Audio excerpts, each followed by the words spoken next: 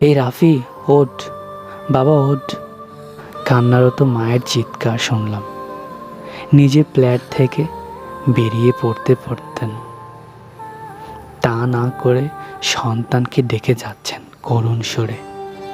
বিপদের বার্তা চারপাশ ছেয়ে গেছে। আল্লাহ তাআলার কাছে প্রাণ ভরে সবাই প্রার্থনা করছে, তোর একেই বিয়ে করতে হবে।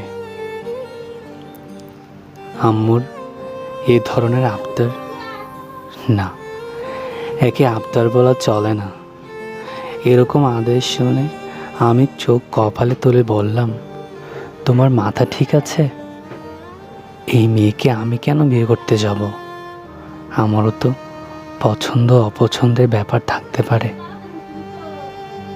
মায়ের একই কথা, একই তোর বিয়ে করতে হবে। আমি আর কিছু শুনতে চাই না। আমি সবেমাত্র ইন্টার ফার্স্ট ইয়ারে পড়ছি। এটা রীতিমতো আমার জীবনে ভূমিকম্পের মতো আঘাত হানল। মেয়ে যে খুব সুন্দরী তা না, গায়ের রং শ্যামলা, তার চেহারা আমার কাছে স্পষ্ট না।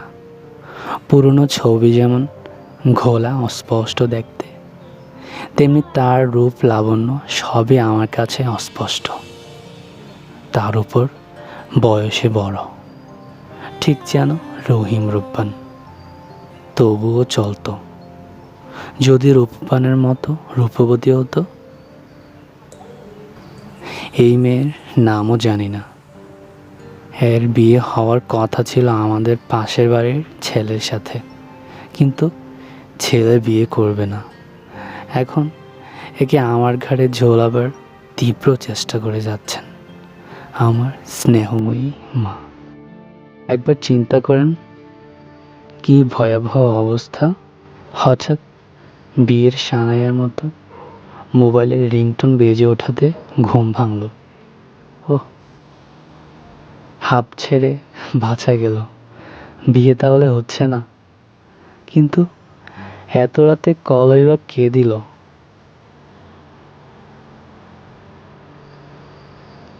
তড়িঘড়ি করে কোনো মতে মোবাইল হাতে নিলাম। ফুফা কল করেছে। নিজামুদ্দিন কলিং। অস্বস্তিকর অবস্থা। এখন বাজে মাত্র 5টা 1। কলও ধরতে ইচ্ছে করছে না। মোবাইল ভাইব্রেশন করে বালিশের নিচে গজলাম। মিনিট 5 পর পুরো খাট দেয়াল সব ঝাঁকুনি দিচ্ছে। এমনিতেই দুঃস্বপ্ন দেখলাম, তার উপর আবার মোবাইল ভাইব্রেশন। এভাবে তীব্র ঝাঁকুনি। লাফ দিয়ে মোবাইল হাতে নিলাম। না, কেউ তো কল করেনি। তাহলে আমার সব কিছু এভাবে কেন কাঁপছে? গলা শুকিয়ে এলো। মারা যাচ্ছি না তো? চারদিক হতে চিৎকার চেঁচামেচি শুনতে পেলাম।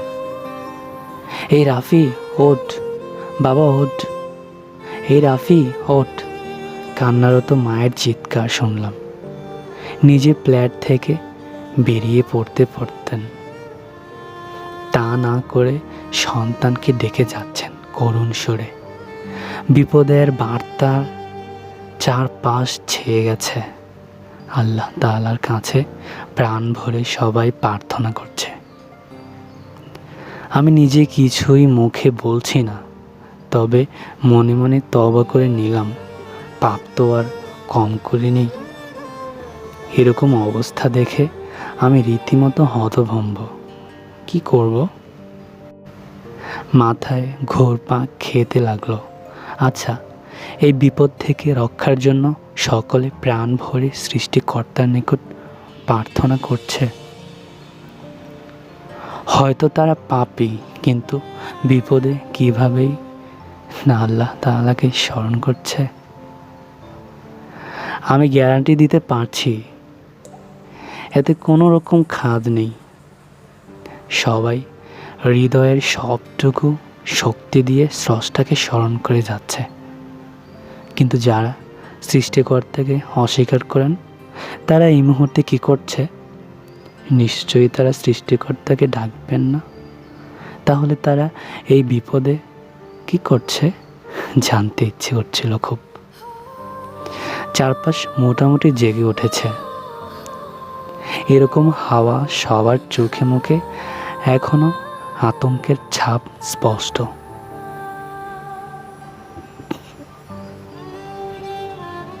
সবাই বাইরে দাঁড়িয়ে নিজ নিজ অভিজ্ঞতা বর্ণনা করে যাচ্ছে, আর আমি মন্ত্রমুগ্ধ হয়ে শুনে যাচ্ছি। আমার থলিতে বলার মতো কিছু নেই। আলহামদুলিল্লাহ, তেমন কোনো ক্ষতি হয়নি ভূমিকম্পে। স্কেল ছিল 6.7 মাত্রায়। আল্লাহ তাআলা এবারের মতো বাঁচিয়ে নিলেন। তিনি তো দয়ার সাগর, নয়তো বর্তমান পরিস্থিতি সত্যি বিস্ময়কর। ফজরের নামাজের জন্য ডাক আসা শুরু হয়ে গেল। মজার ব্যাপার হোক আর সিরিয়াস ব্যাপারই হোক, মসজিদে আজ মানুষের সমাগম দেখে আমি বিস্মিত। অন্য দিনগুলোর তুলনায় উপস্থিতি সন্তোষজনক। ভালো লাগলো বিষয়টা। মানুষগুলো হয়তো আল্লাহ তাআলাকে ভুলে গিয়েছিল কর্মব্যস্ততার কারণে। আল্লাহ তাআলা সবাইকে স্মরণ করিয়ে দিলেন তিনি এক, অদ্বিতীয়, সর্বশক্তিমান। তাতে কার কি? দুদিন পরে হয়তো আবারও ভুলে বসব। কিয়ামত এর চেয়েও কঠিন হবে। গল্পের শেষে একটা কথা বলবো। এই গল্পটা পুরোটাই ব্যক্তিগত অভিজ্ঞতা ছিল, আর স্বপ্নের সঠিক ব্যাখ্যা কেউ জানলে অবশ্যই আমাকে জানাবেন।